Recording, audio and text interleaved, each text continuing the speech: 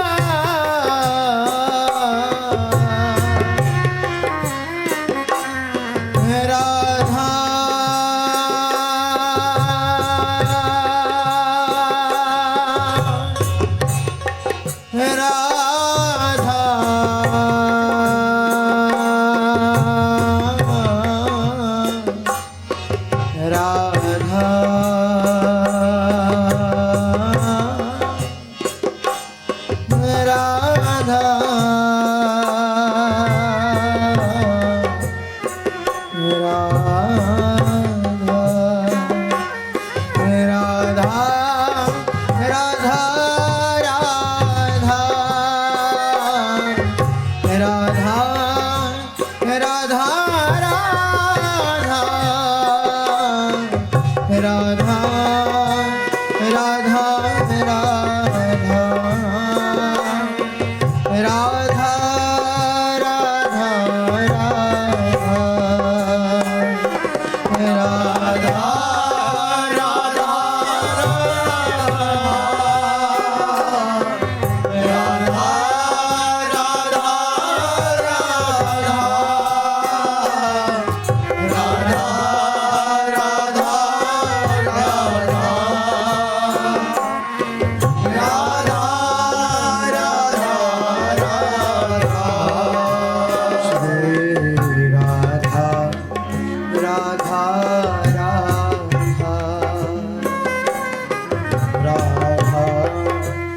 Radha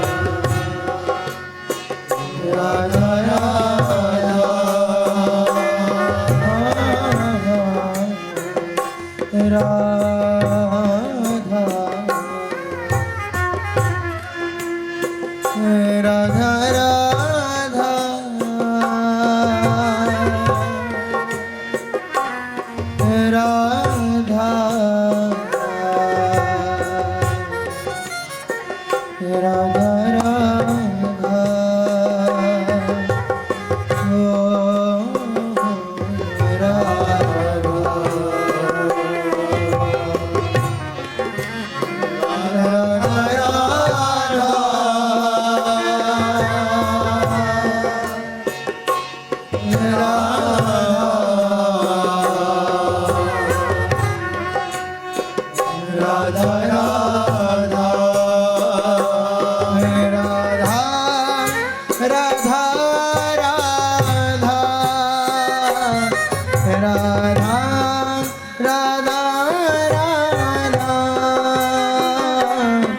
Radha Radha